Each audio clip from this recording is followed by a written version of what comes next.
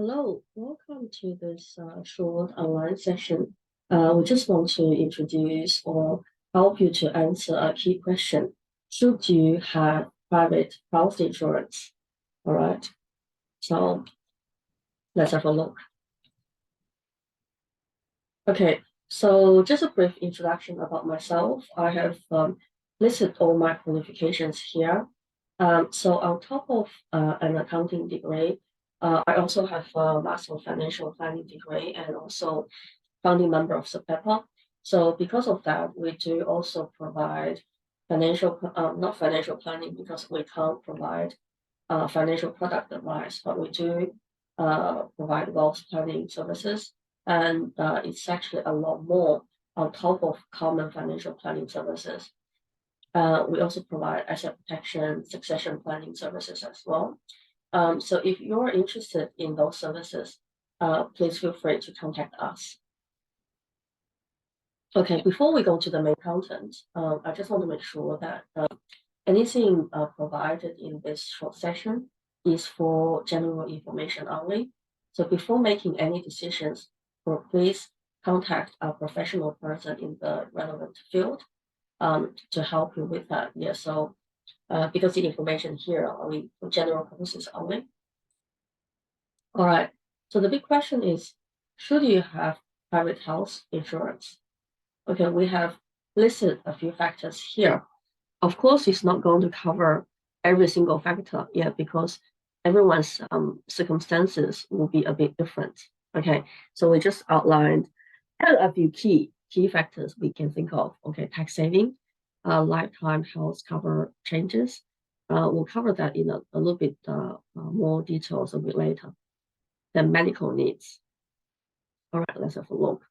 So I guess from tax perspective, the key purpose of getting private health insurance with hospital cover. So that's the key. Actually, you do need to have private health insurance with hospital cover to be able to get an exemption for Medicare Levy Surcharge for high income earners. Okay, so high income earners, the singles earning above 90K in a financial year, or a couple earning more than 180K.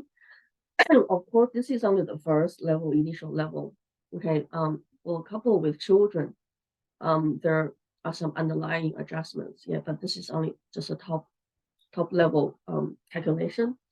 So for high income earners, if you don't have private health insurance, you do need to pay a Medicare Levy Surcharge. Okay, if you don't have health insurance with hospital cover. So with the house cover, you do save tax, yeah, on the surcharge. All right, then you also need to consider your medical needs.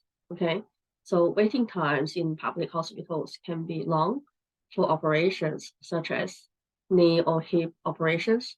Yeah, because I think in the public system, they're more focused on urgent cases or maybe life-threatening cases. And then for knee or hip replacement, for those surgeries, they tend to just have to wait in the queue. Yeah, and then also you have no choice on the time and location for the operation. So if you can't really make it for the time and location the government allocates to you or the hospital allocate to you, then you have to drop out from the queue and maybe you need to start from beginning again. So, and then public hospitals could be underfunded compared to private hospitals. So I think that's mainly, I'll say, waiting room. It might be more crowded in the waiting rooms in public hospitals, and then the waiting time could be longer. And then also public Medicare does not cover general care such as dental care. All right, so medical needs should be one of your considerations. And also lifetime health cover. So that's actually more age related. So what it is a financial loading payable on top of your policy if you fail to take out or keep private hospital cover before your 31st birthday. So, okay, 31st birthday is important. So as long as you can tell people you're 30 years old, okay, basically, yeah, you didn't have your 31st birthday yet, then you don't have that loading added on top. Okay, so it's 2% per year for every year you're over 30 years old. So up to a maximum of 70%. So that means as people are getting older, when they get into or when they start purchasing the health cover, is going to be quite expensive. All right, so it's actually your time of entry is very important. All right. Okay. So that's everything basically. Yeah. So a few factors you need to consider. You need to combine everything. Of course, when we have a look at the saving, one more thing I actually want to add.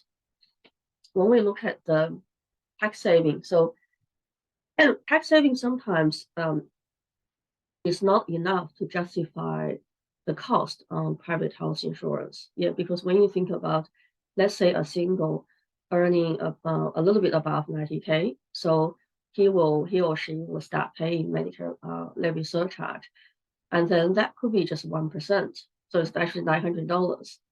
But I think the average private health insurance, including hospital cover, could be like 2,000 or more, or maybe around that range. So it's not enough to justify, okay, the tax saving is not enough to justify the total cost.